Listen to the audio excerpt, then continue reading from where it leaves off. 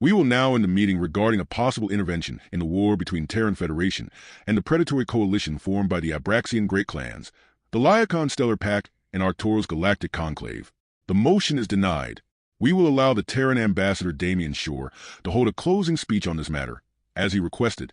As the High Speaker of the Galactic Council left the stage, all optical sensor organs focused on Ambassador Shore, who slowly walked towards the front of the chamber.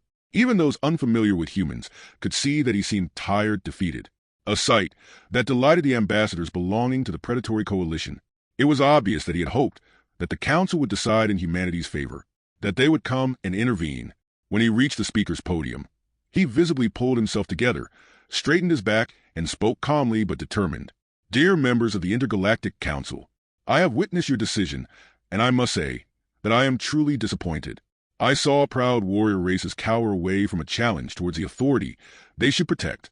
I saw pious races turn from the tenets their gods had decreed under threat. I saw the herd close their eyes as one of their own, one of the young, gets attacked. He stopped, took a deep breath, and looked defiantly around the council chamber, leaning over the podium as he continued. But that is the point, isn't it? None of you consider us part of the herd, part of the pack, barely a tolerated part of the group. We were the outsiders, the ones that didn't quite fit in correctly, the ones without a group. We have allies, yes, the Kitson and the Arborians, the Falcons, the Legtoluans and the Feller, and we still trust them implicitly. He looked around at the chambers of the mentioned races, and his warm smile was returned from each one. But we belong to none of the factions that the council is so proud of. He stopped, adjusted his clothes, and returned to an official upright posture, regaining a certain civility that was slightly at odds with the previous emotional outburst. I wish to inform the Council of Humanity's hopes when joining the Alliance, as well 3 important facts that seem to have escaped the notice of every member of this council. He pressed a button on the podium's console, and pictures started to be projected on the wall behind him. The same display was seen on the datapads in front of each member of the council. Pictures of humanity's first contact, their introduction to the council, peace treaties, trade deals, a copy of the acceptance speech of their first council member, and many more were shown, each filled with either smiling humans or words of peace. When we entered the Alliance, we saw members of different races discuss together, races descended from predators and races descended from prey coming together without fear and aim to find peaceful solutions for intergalactic problems. And we began to hope that we would find peace in your midst. We weren't welcomed happily, but we were accepted and we were content with that. At first you feared us, coming from a death world and being able to eat most types of flora and fauna. After some time, you saw us as peaceful and kind, albeit cunning beings. We became well known for our tacticians and our negotiators, and have lived peacefully among you for the last 20 years. However, maybe because of prejudice, maybe because of envy, or maybe because of instinctual wariness, because we were different, we became isolated and are now under attack by 3 races calling themselves the Predatory Coalition. We had hoped to finally find peace among peers and the stars, and found ourselves in a war. We are currently defending our home system from a fleet containing ships from more than a dozen races, while our colonies are blockaded and starved out. Our hope now lies before us, shattered on the ground. From a few chambers came sounds that showed satisfaction for the specific race that occupied them. He waved his hand, and the whole screen was wiped clean. The first fact is that we asked this council to stop them countless times, point out the laws they had broken, the regulations they had ignored. We offered treaties and deals, asked our trade partners, asked our allies and friends. We were denied at each step. Each sentence was ended with a new document being added to the display. The council saw no reason to act. Our allies were pressuring their own conflicts as their own enemies suddenly gained new allies, and our trade partners started to recall their ships from our territory, fearing for the safety of their people. Even when the coalition shot down cross-star relief vessels, bringing supplies for civilians, which this council had granted galactic immunity, there was no reaction. As he continued, more and more petitions, treaties, and evidential pictures filled the whole screen until they started to overlap.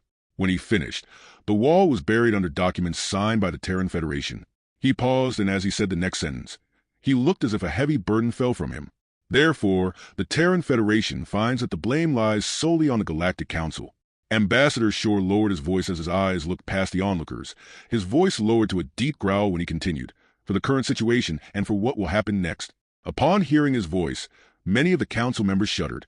The second fact has to do with the council's factions and our categorization. Carnivores looked at our bodies, saw how we were missing claws for killing and thick fur or shells to protect us, and called us prey. Piscivores looked at missing evolutionary traits to hunt oceanic animals and shunned us. Herbivores looked at our eyes and our fangs and were sure that we weren't one of them. We weren't calcivorous, as we wouldn't consume most rocks, and we surely weren't autotrophs. The council therefore created a new faction term and deemed us carrion feeders.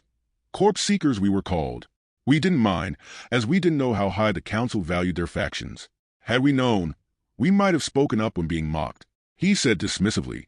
His tone shifted, as he raised his voice and with a slightly ominous undertone. But now, we wish to remind the council of our answer regarding our diet when we were asked during the admission procedures.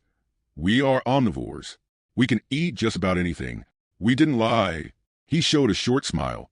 Many of the predatory races noticed how they instinctively had taken a step back, whereas most of the races descending from prey realized that they hadn't moved a muscle for the last few seconds. The human ambassador raised his hand to point towards a holoscreen that now showed pictures of hundreds of races and either an animal or a plant next to each one. Here is a list of all the council's races and the closest equivalent species on our planet, be it plant or animal. You will see that except for the Oriphians and the Lectuluans, which are mineral-based life forms, we have a comparison for every species. He grinned wolfishly, and the room full of eyes that were hanging onto his lips noticed the fangs in his smile. And each of them was consumed by humans in the past. Another hand wave, and a picture of a food item appeared next to each picture of Earth life forms. An unrest started to go through the chamber. A few of the ambassadors fainted and had to be caught by their aides. The predatory coalition looked worried at the crow, the wolf, and the bear on the list, and noticed a human looking at them.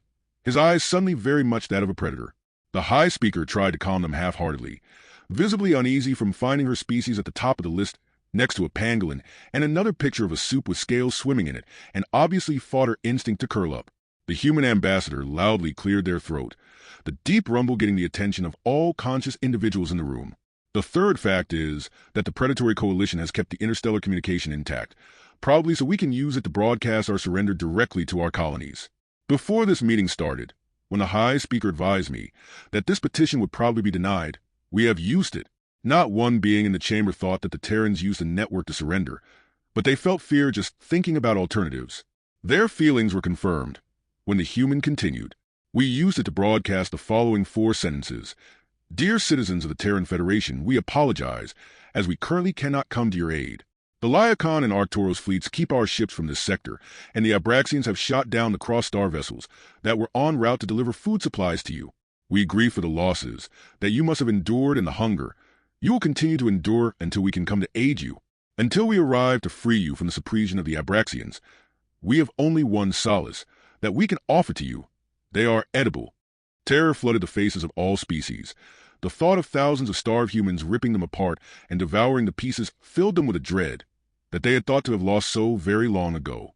The human continued over the stunned silence, as the data he now started to report appeared behind him on the holoscreen.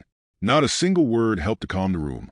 Now, circa 1 hour later, of the 3 divisions from the Abraxian 3rd Infantry Corps still deployed on planet Arcadia, totaling 30,000 soldiers, ordered to enforce the suppression of slightly over 500,000 humans, currently only 2451. The ambassador closed his eyes for a moment, took a heavy breath as the numbers on the holoscreen corrected themselves, and then continued determined. 2345 soldiers remain alive, according to their identification tags. Our fleet reported that the coalition fleet routed 25 minutes after being declared excluded from the Geneva Convention and left the Sol system with forces estimated to be 23% of their initial strength. Fleet Command has confirmed that our guided warp missiles have crippled the home fleets of each coalition member.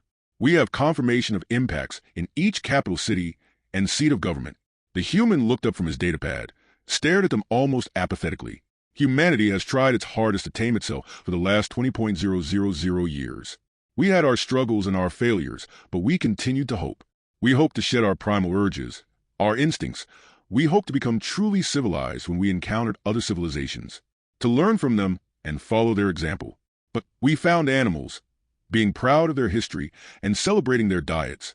The being started to talk with more vigor, a fire burning in its eyes, each word being uttered faster and faster. We have tried to stay tame, tried our best to be peaceful, kept being civil, restrained the urges and endured as much as we could. But you kept pushing, you kept prodding, you kept rattling the bars of our cage, and now the beast looked at them with a hunger that only a minuscule few of them could imagine. Now the cage is open, You fools being so proud of your heritage, as animals will now understand why your ancestors banded together, why they sought out technology, why they built homes, and why they left behind the way of the animal. You have unleashed the primal beast, and now you will remember your place on the food chain. The beast growled with a certainty that left no doubt. Beneath us, the beast closed its eyes, took a few deep breaths, and Terran Ambassador Damien Shore opened them again. In a calming voice, he said, "To our allies, do not worry. Our history has shown that once we have bonded, you are part of the pack. Any respect, courtesy, and protection we give to our own, you will receive as well." His eyes went hard and his voice was that of a merciless hunter when he continued, "To our enemies, I only say this. We are coming. Feel free to run. We'll catch up when you are exhausted." He clapped his hands, the sound making every being in the room flinch, and said with a calm, almost jovial voice, "That was the closing speech of the Terran Federation. Have a nice day." Ambassador Shore stepped away from the podium, and many members of the council were reminded of the mild-mannered and kind diplomat. They had met multiple times before, until they looked again at the list of species still being shown on the holodeck and saw the confidence in his stride. A confidence that was only displayed by an apex predator in its own hunting grounds.